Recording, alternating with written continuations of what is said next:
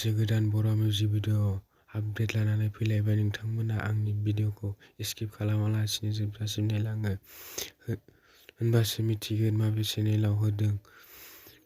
बे भिडिअखौ ट्रेलारखौ already upload खालामखाबाय। बे भिडिअनि लिंकखौ डिसक्रिपशन बक्सआव होनानै दोनदों, नोंथांमोना नायनो हागोन।